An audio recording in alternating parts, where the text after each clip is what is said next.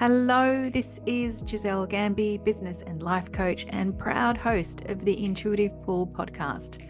We're now pivoting to season 4 with an invitation to raise the stakes. I know I was made to remind people to raise the stakes, to seize, to claim, and execute the vision that you've intuitively seen, and to never accept the crumbs. What would it mean if you raised the stakes in your own life? What would you say yes to? And what would you say an undeniable no to? Be inspired, be agitated, be activated, and most of all, hold this truth, that when you raise the stakes, the quantum field will show you dreams you didn't even know you had.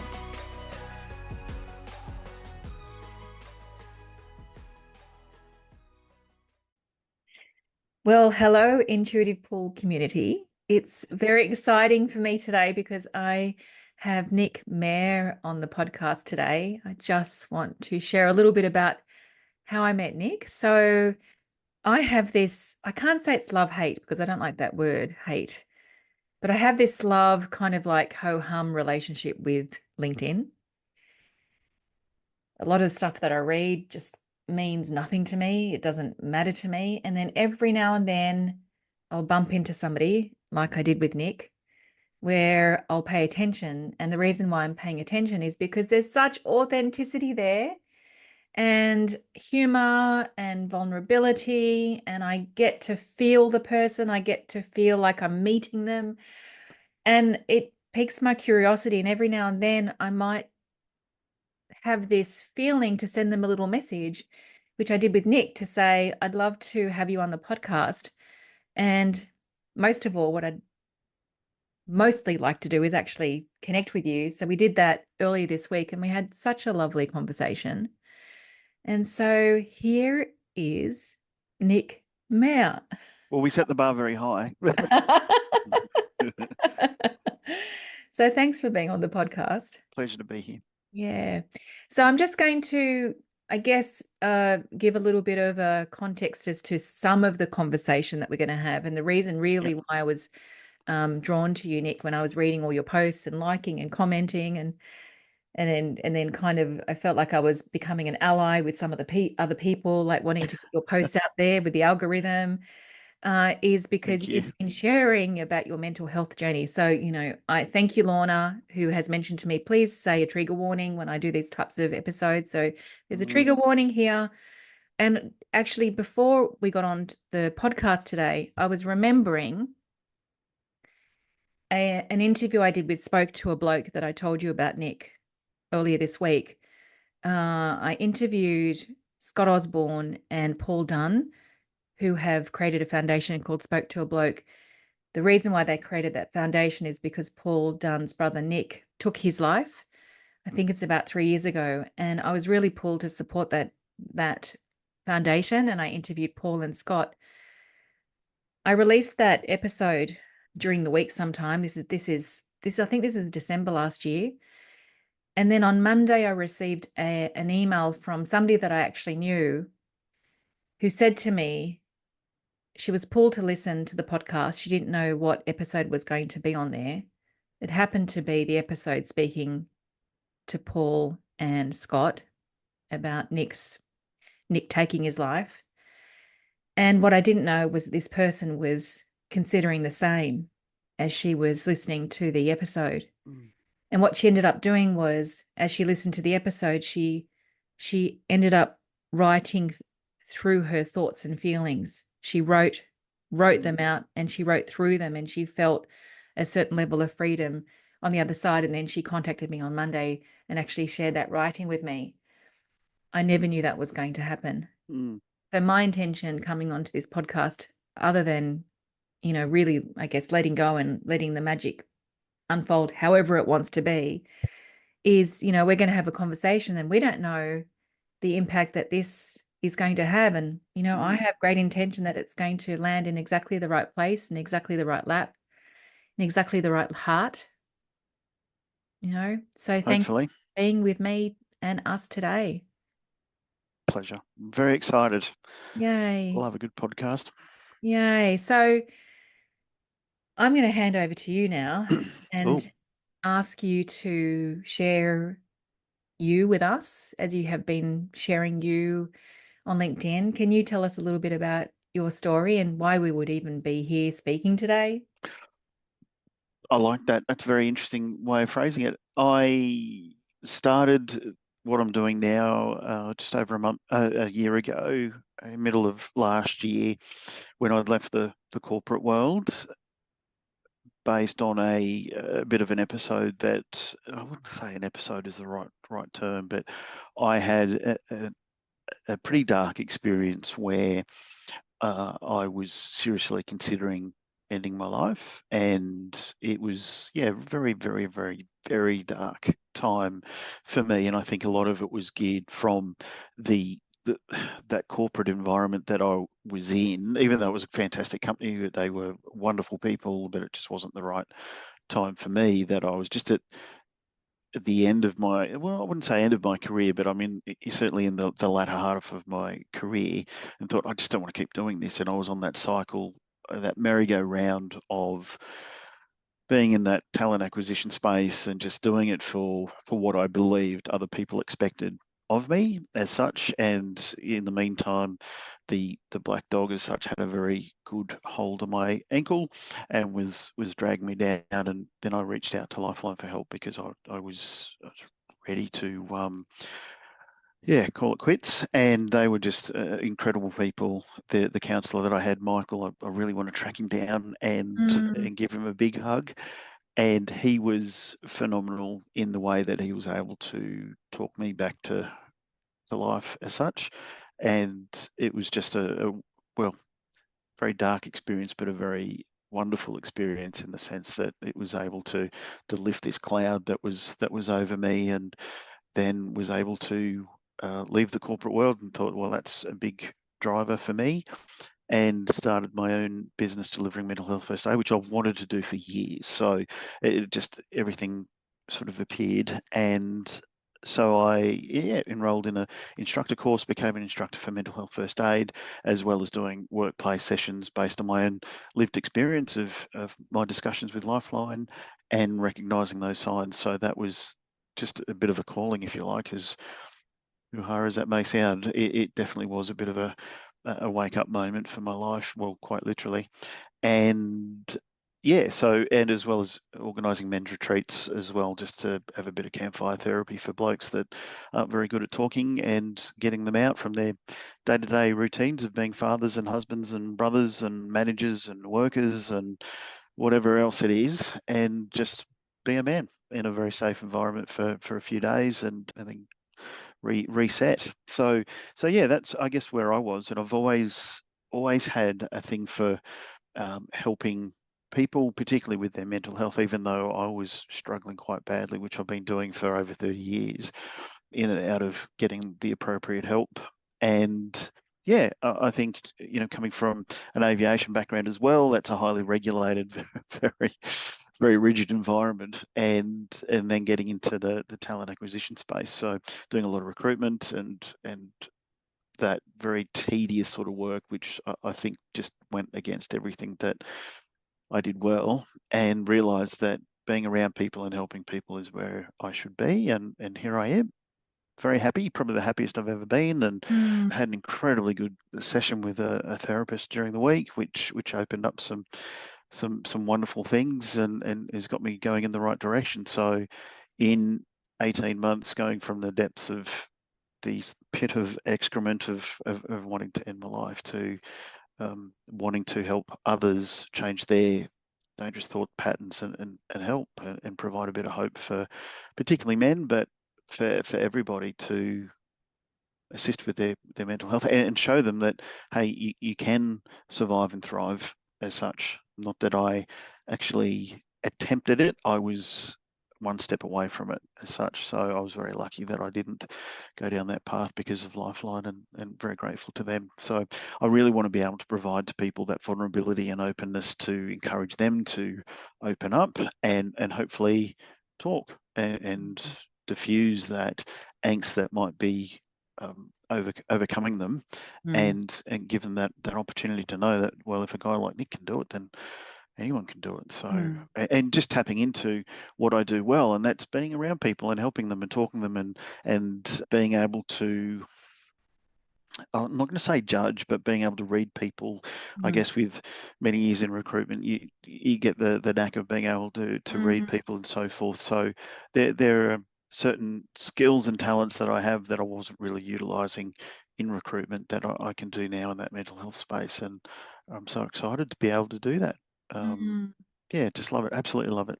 Mm. Sometimes we think when we leave a certain career and we come into a new career that it's like going into a completely different room, into Mm, into completely foreign room, and yet it's not because, mm, as you said, like you were always able to read people mm, through your talent acquisition work. mm. And how perfect is that capacity now Yeah, to be able to read people, I guess, for a different purpose, for a different. yeah. Yeah, absolutely. And it's something that I've been able to do even before the recruitment days were happening. I'm actually connected with my year six teacher on LinkedIn, of all things.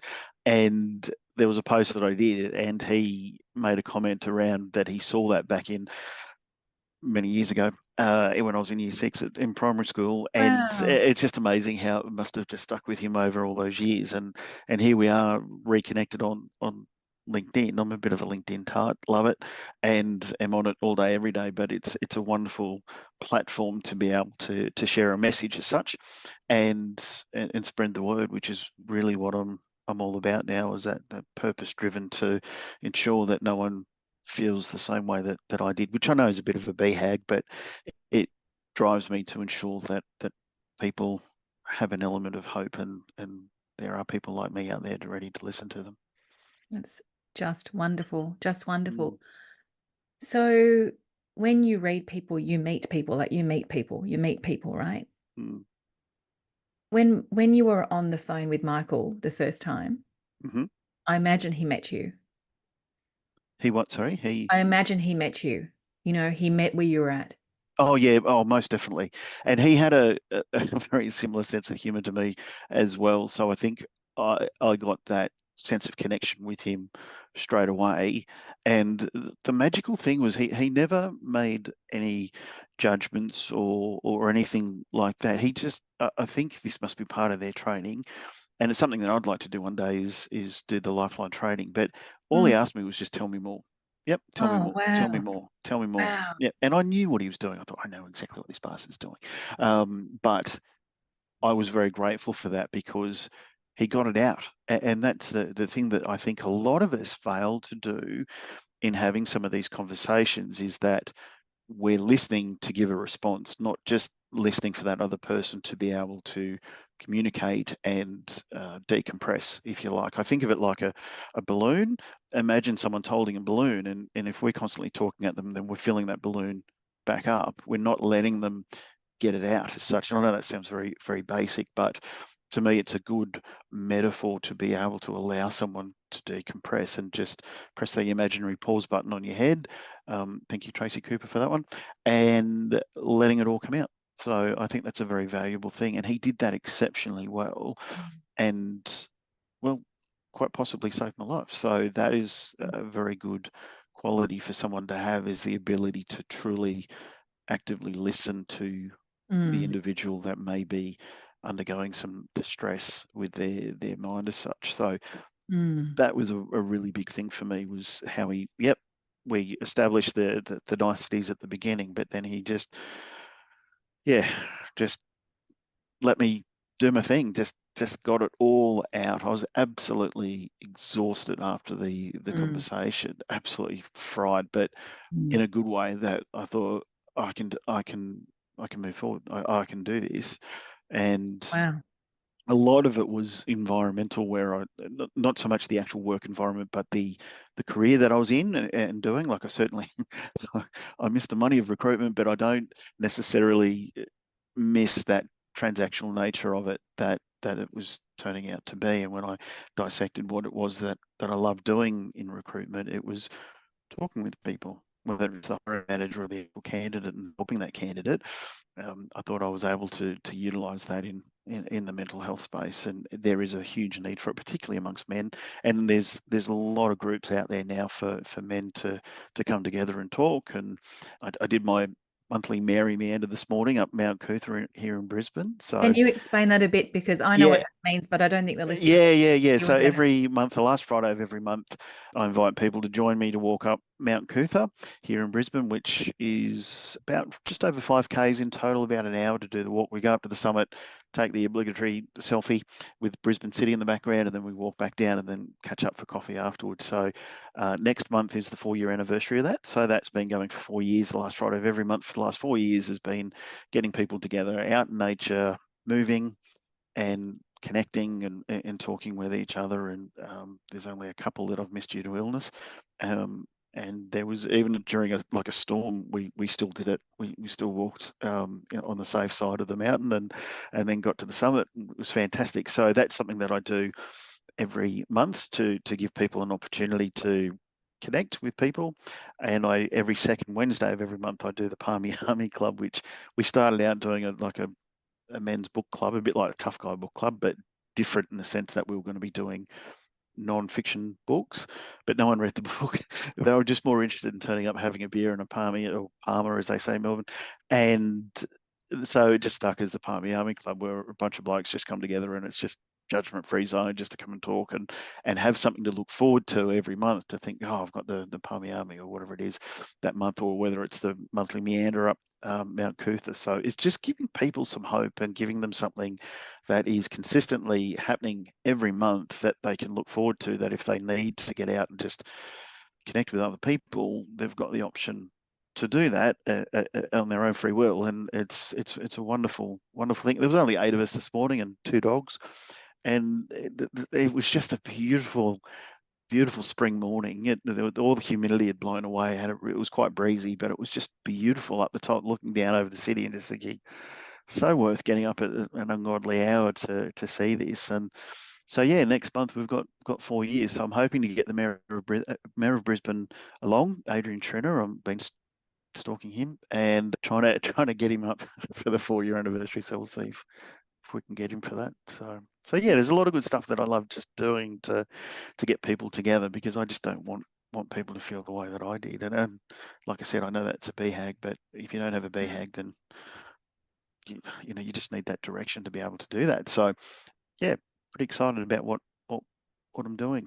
And what about the mental health training? Tell us about that. What did Yeah, you call it? You called it mental health first aid first training. aid training. So yeah, Yeah, tell us about that. it's similar to the physical first aid in the sense that it's like a triage for someone that may be experiencing a common mental illness problem that may be worsening or maybe beginning. So it's that triage. We're not there to diagnose or provide therapy. It's really there to encourage them to get them that appropriate professional help as such. And yeah, so it's a 2-day course, face to face, or there is the online blended option, which I do as well. And that's about 6 hours of pre-work, and then there's a 4 to 5 hour session face to face, or what we're doing here on Teams. And so it gives people the tools to have those conversations, those very awkward conversations, and particularly around suicide as an example, which I've used this in real life outside of the classroom with somebody that I know that was suicidal, and I had to ask them directly, are you considering suicide? Which I thought would be one of the hardest things to ask, and it is in the lead up, but once you ask it, it's like the floodgates open, and they feel that, oh, someone knows what I'm going through, or Mm, it's an amazing experience, and I wouldn't wish it on anyone, but it is an experience that you potentially could have saved someone's life by mm, asking them directly and mm. clearly, are you thinking about ending your life? And it is just that, as one of the videos on the course said, it's just a conversation. It's nothing to be worried about. And Yeah, so it's really giving people the tools to be able to have those conversations and feel confident, I think, is probably the most important thing. And we talk about things like depression, anxiety, substance use, and psychosis. And the psychosis area is a very interesting section that we dedicate some time to because not many people know about psychosis and what makes it up and so forth. So it's just wonderful to be able to deliver that material to people, and everyone walks out thinking, "Wow, I've learnt so much in the last 2 days," and Mm. lots of strawberry Freddo frogs get thrown around, which is very important, Very important. and lots of bad, lame dad jokes and so forth, which are delivered perfectly. But just try and make the material a lot more digestible by lightening it up with a little bit of humor, but still respecting, how important it is to protect your mental health as such. And people get homework around self-care that they must dedicate at least 15 minutes to doing something exclusively for themselves. Most popular one so far has been a bubble bath and a bit of Michael Bublé. And that seems to go down quite well because people think, oh, I haven't really done that with, being a parent or whatever it is that they're doing. They tend to lose sight of themselves, and that element of self-care is something that is easily pushed aside and people don't do it. So that's part of the homework, as well as phoning a friend and going deeper than the superficial, why you're friends with me, oh, you make me laugh, or you're incredibly good looking, or whatever it is. It's more, well, what's kept you as my friend for such a long period of time, or a short period, whatever it is. But digging deeper with your friend and connecting them with them in a way. And everybody that comes back to the table the next day and tells of what they did by way of their phone call, you can just see the whole demeanor change, and they get lighter, and they just have this beautiful grin on their face, thinking, yeah, they said this about me, that I'm so dependable, I'm always there when they need it, and I'll give them an honest opinion, or whatever it might be. And it's a wonderful thing. It was actually a psychologist that gave me that idea in one of her courses. She did a wellness program that I attended, and I just thought, that is fantastic homework. So it's not really part of the script for Mental Health First Aid Australia, but it's something that I like to do, just to add an extra element there so that they walk away from the course feeling that, wow, they've been heard by a friend, and understand what the qualities are that make them a great friend, which we don't really do with our friends. So it's something different, a little bit left field, but like I said, people walk away with a very good feeling after the course to think that they can make a difference and support someone, as well as their own mental health. And if they do have an experience with mental illness or common mental illness such as depression and anxiety, then they know how to nurture themselves as well. So yeah, I really enjoy doing it. Any excuse to be up in front of people and facilitating positive discussions. It's not something that I got to do in the recruitment space, so I love doing it. And I've just found my thing when I first got into it at the age of 48. So it was a late blooming, if you like, for finally finding what I think my calling in life is. As I don't want to sound too wanky by saying that, but that's what I believe it really is to being able Mm, to deliver these courses and mm, get these conversations going to support other people, and hopefully grow the mental health pack, my mm. business, into something that is something a little bit scalable that I can expand and hopefully take it into other states and other countries as well. So I'm very excited about what's ahead, and just love what I do, which I haven't been Obvious. able to say in a very long time. It's It's very, very obvious. yeah, it's good. It's really good. And like I said, for me, I probably had to have that really deep, dark episode of, Mm, you know, laying there in bed one night and my wife was asleep, and I said this previously to Steve Hodgson on his podcast, that he was my best friend in the world, right next to me, and yet I was too afraid to ask for help, and then yeah, had to reach out to a stranger for some help. So, and I think that's what men do, is we're afraid to bother people, if you like, and feel that we're a burden on people if we're unloading on our partners or friends, and feeling that we, the world would probably be better off without us, which is something that Graham Thorpe, the English cricketer that recently died by suicide, has been heard saying, is, oh, the world would probably be better off without me. And that's heartbreaking. So you'll see on a lot of my posts on LinkedIn that I do sign off with, you're not alone and you matter and the world is a better place with you in it. Just to remind people that, yeah, you do matter and you are worth it. Not sponsored by L'Oreal, but you are worth it. And it's just, yeah, one of those things that I think people need to hear as opposed to just assuming that they know it. And yeah, it was a pretty interesting experience, that's for sure. Why do you think you couldn't talk to your wife about it? As you said, you've got your best friend lying. Yeah, I You. didn't want to bother her. I just thought Mm, that I don't want to go too deep, but I just didn't want to be a burden. mm, And that was the overriding thing in my mind is I'm mm, just going to be a burden. And I didn't want to put that pressure on her. She has a very high pressure job anyway. mm, And even a another person close to me said, "Oh well, you don't want to." Oh, you don't want to bother Deb with your problems or words to that effect. And they weren't doing that in a vicious way. It right. was a close person in my family, but I just thought, Mm, but well, who else am I going to talk to at home when I need that? And so that was that probably fueled some of it. I'm not going to say that it did, but it mm, potentially could have. I don't know.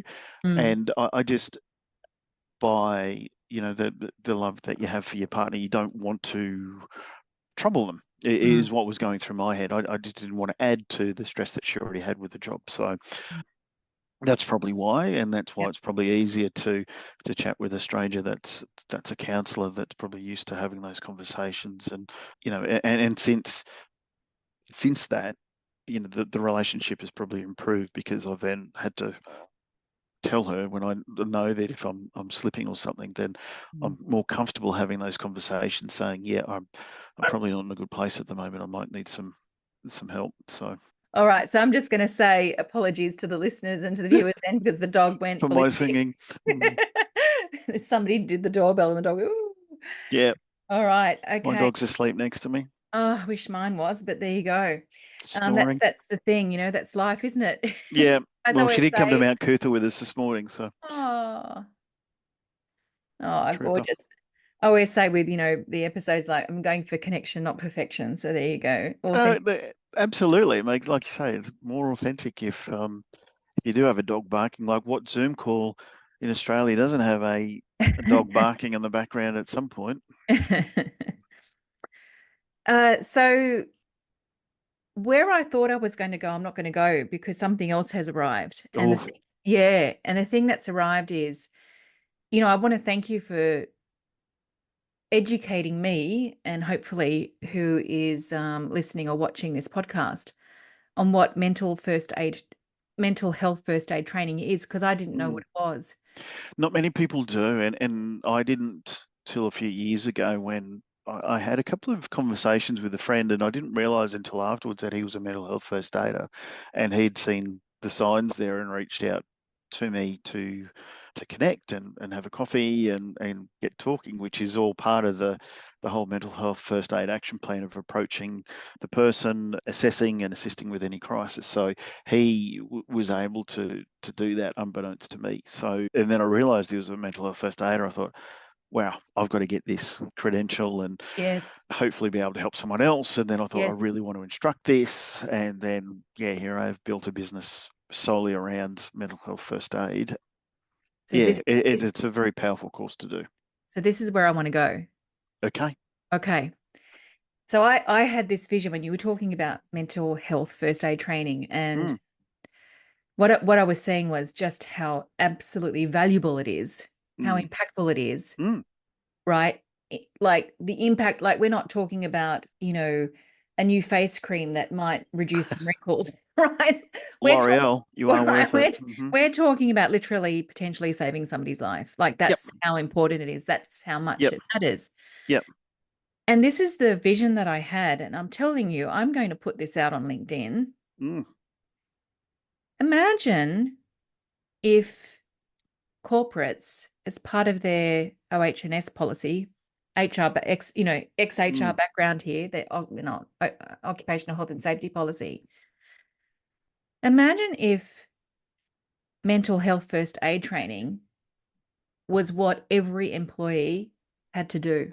Oh, look, that's it's it's a yeah, it well could potentially be a VHAG, but to be able to have every employee do that would just do wonderful things for reducing the stigma as well as just have an open and safe environment that people know that there's people around them that can support them, particularly with the two most common of anxiety and depression, that they've got a safe space to be able to know that someone can intervene early and recognize those signs of adverse mental health or common mental illness. So that would be great if it could.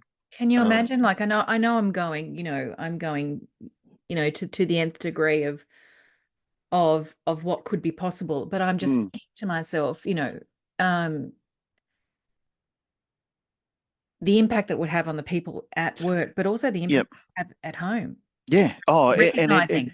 absolutely. And it was probably a week after I'd done the certificate before I became an instructor that I had a conversation with a friend who said, "Oh, I'm on to my second case of beer this week." I thought, it's not like you. So I had a conversation with him around that. It's interesting you say that. You're not normally really a big drinker. Tell me more about that. So we opened that up, and as it turned out, there was a lot of pressure on him at work and at home, and he didn't realise that he was using the beer or the alcohol as a vice to cope with the stress of what was going on. So that, and he reflected on that since and reined in his midweek drinking as such.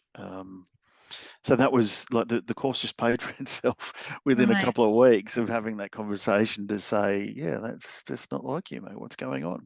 And I would, I think, as a precursor to everybody doing their mental health first aid, I think most businesses, particularly the larger corporate ones that have those signs on the wall that said, "Oh, here's your physical first aid people Hmm. on this floor. Go contact them." They should have that for your mental health first aid as Oh, well. That hey, yes. then people may not want to use it, right? But knowing that there is an element of hope there that hey, if I get into trouble, there's someone that I can go and reach out to and have a chat Yes. to, and Yes. they can direct me in the right way to get me to that appropriate Yes. professional help. So that is something that I'm on a quest to do is encourage organisations to not only have the physical first aid but have the big green poster next to that other one to say, well, here are your mental health first aiders, Yes. and hopefully that can open up some conversations, but also, like I said, just give people that element of hope that there is someone there if I need it. In Yes. addition to, well, over and above the EAP that most businesses, well, all businesses should have, it's someone that they know and trust. And people are more likely to get help from people or a person in their life that they know and trust Yeah. or like and trust. Yeah. That's largely why only 50%, well, less than 50% of people get help that need it because, well, mainly that's probably men, but unless they're receiving that from someone that they know and trust, it's very hard to encourage them into action. Yeah. Yeah. So through this podcast, I'm saying to the people who are listening and watching, if you have the privilege of leading people, if you have the privilege of, being in a business and having influence on other people's lives, please consider, Mm, please consider the importance, yeah. the impact of having people trained in mental health first aid. And you know Mm. who the person to go to is Nick Mair, who's sitting in front of me. Well, there's a lot of very good instructors. Right. I'm lucky that I'm connected with a few here in Perfect. Queensland, and Perfect. so I don't want to steal the limelight from them. But yeah, I certainly am very good. Yeah. Um, All right. I'm just All right. kidding. Oh, no. And I when I love what when I I do. put this podcast out there on LinkedIn, in the LinkedIn world, I'm going to be speaking to this, inviting people who are in those positions of influence, Mm, to take you up. yep. That's Oh, that that's would be what I great. did. But it's getting a lot more airplay out there as to the importance of mental health first aid and how it feeds into those psychosocial hazard laws that are in place. So there's a lot more awareness of it now than what there was as opposed to a few years ago. And a lot of the larger organisations are leading the way by having in-house mental health first aid instructors deliver the course. So they pay for people to go and do it, and then they come and spread the word internally. So there's a lot of that happening as Yeah, well. I think fantastic. about 3/4 of the course that I was in, more than 3/4, they were in-house people with Yeah. government and very large organisations that were able to deliver the training. So, Yeah. which was great because they can have the internal ones because I'll pick up the rest and be able to do more courses hopefully. So, if I could, I'd be doing courses every week, but at the moment it's around 2 to 3 a month that I'm doing, and just love it. Yeah. And you've got capacity for more, right?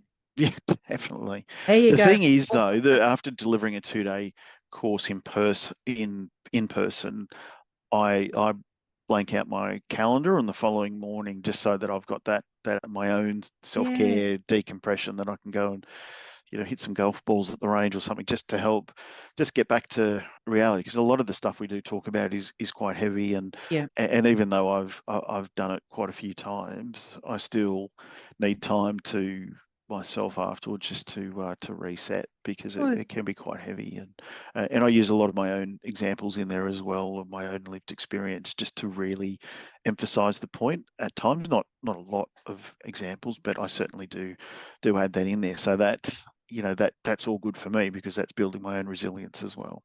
Yeah. And that's called integrity, right? Mm. That's called integrity. Like you're living what you're speaking Oh, about. absolutely, and I think that's a wonderful thing that I guess that I'm lucky that well, I don't say lucky. Yeah, I am lucky to have had that experience because Mm, I'm delivering it with a great deal of authenticity, and I'm not that I want to discount mental health professionals that haven't had that lived experience, but mm, I'm living it from firsthand experience. Sorry, I'm delivering that material with firsthand experience in a way that I believe is quite digestible for a lot of people and people mm, can relate to. I'm very open and very honest sort of a person and very approachable. So mm.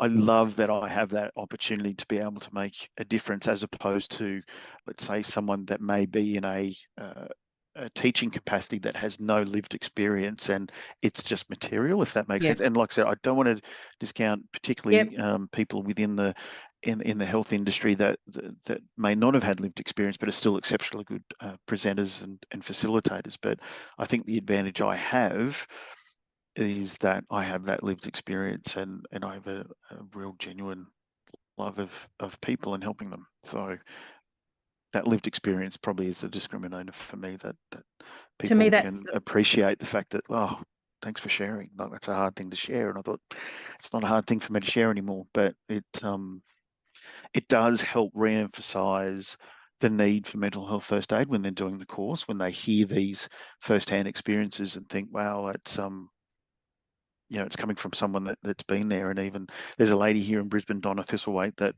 had survived a suicide attempt, and she delivers the course as well with a great deal of authenticity. So I think, yeah, that helps oh, to be able to deliver it. And look, we've all been impacted on it, whether people have cared for someone or themselves have been through that. Like it's 1 in 5 in any 12-month period.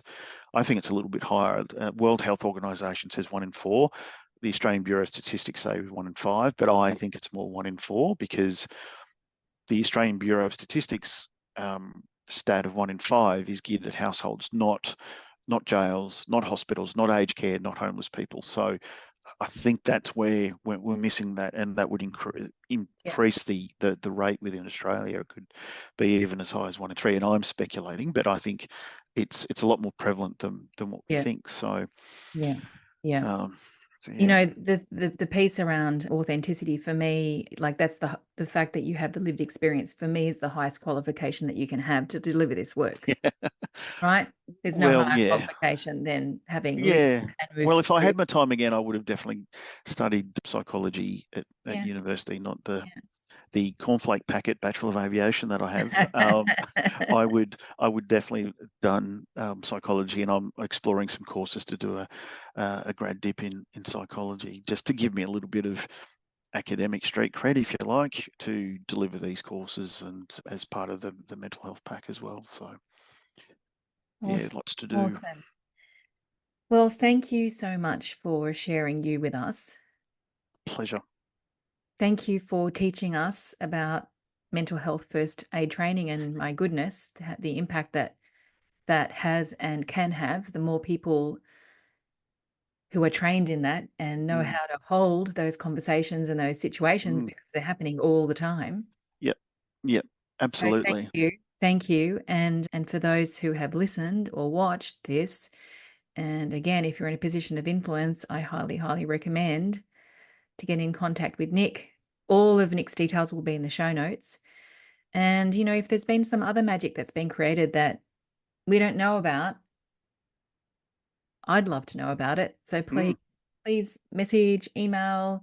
I can share it with Nick as well.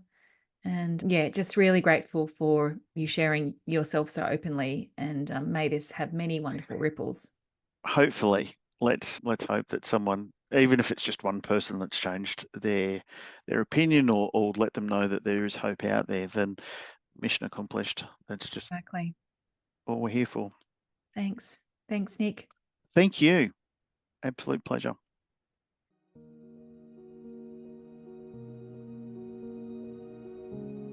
Hey guys, if you love this podcast, I have 2 requests. Number 1, sign up to the newsletter, which you can find in the show notes.